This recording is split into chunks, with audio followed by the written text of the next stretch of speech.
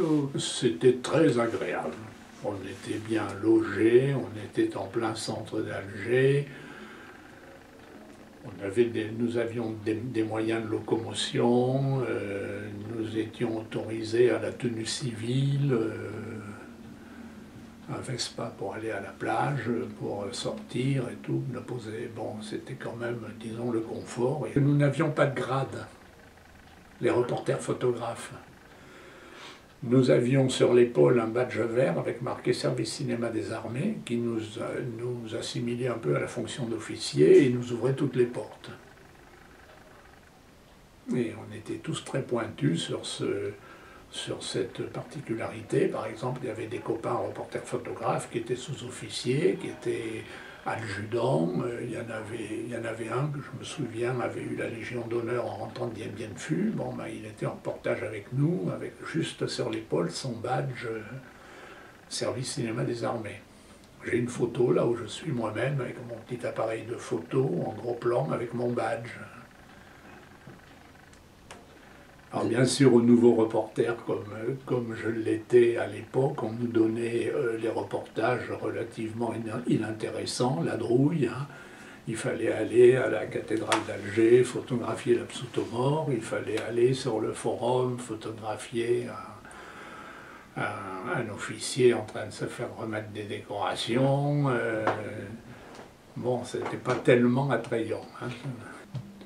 Bon, les directives étaient claires. Hein. D'abord, il y avait une censure générale que l'on n'apprend à personne, hein, la censure de Gaulle. Il y avait déjà, nous, notre censure au départ. C'était pas la peine de ramener des images qui auraient été directement à la corbeille.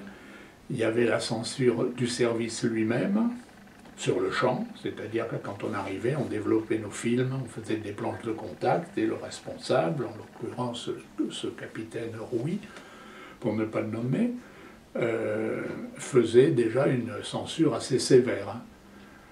La nuit même, tous ces documents partaient rue Saint-Dominique à Paris, hein, par le postal d'Air France.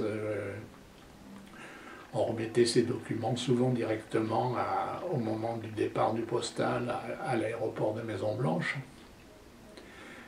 Et ensuite, il y avait un autre filtre, rue Saint-Dominique, au ministère de la Guerre, qui diffusait ces photos là où elles devaient aller, c'est-à-dire toute la presse quotidienne.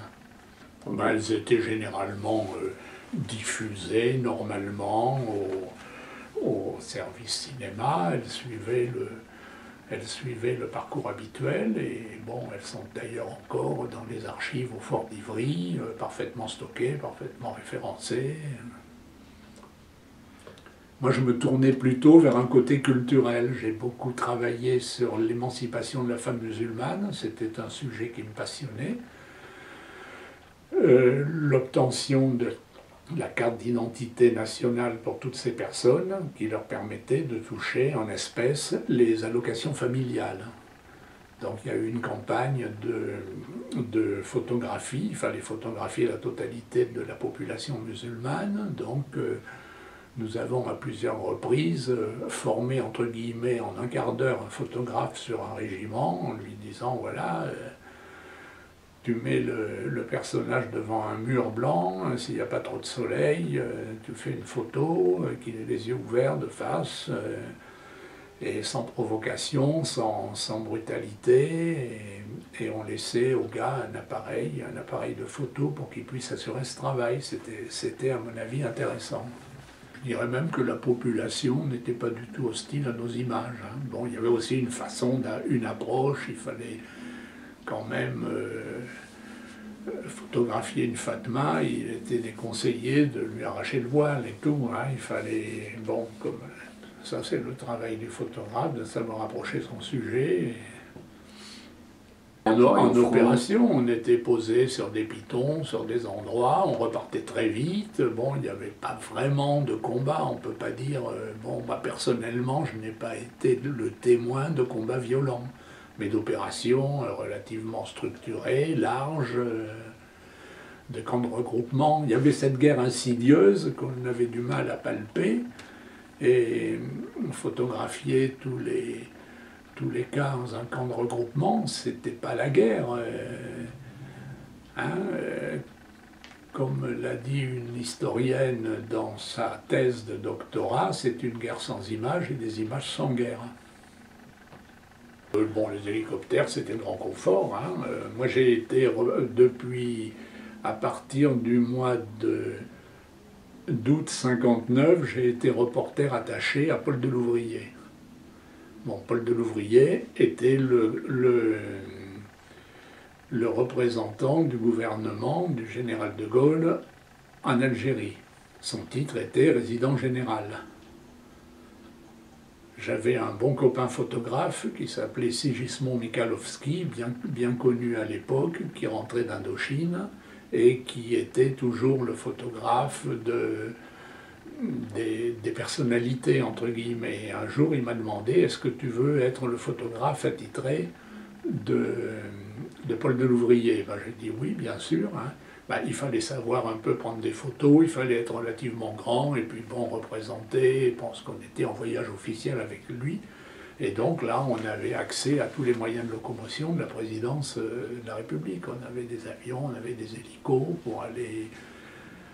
Notamment, je suis allé avec lui inaugurer l'hôpital de Thierrette, entre autres, beaucoup de remises de décorations, de visites dans l'Édouard, de visites sur les Pitons. Et tout ça se passait en hélicoptère, ce qui était quand même d'un grand confort, et nous étions de ce fait prioritaires. C'est pour ça que je n'ai pas un mauvais souvenir de ce conflit. En ce qui me concerne, et en ce qui concerne généralement tous les reporters, photos, caméras et magnétophones, on avait tous une bonne impression de notre séjour là-bas. Bon, ce serait idiot de s'en plaindre. C'est de côté agréable souvenir. Bon, comparé à l'horreur des gars qui passaient 18 mois dans une ferme ou sur un piton, sans même voir Alger, Oran ou Constantine. Bon, il faut reconnaître qu'il y avait une bonne ambiance, ils nous foutaient une paix totale. On était vraiment très privilégiés.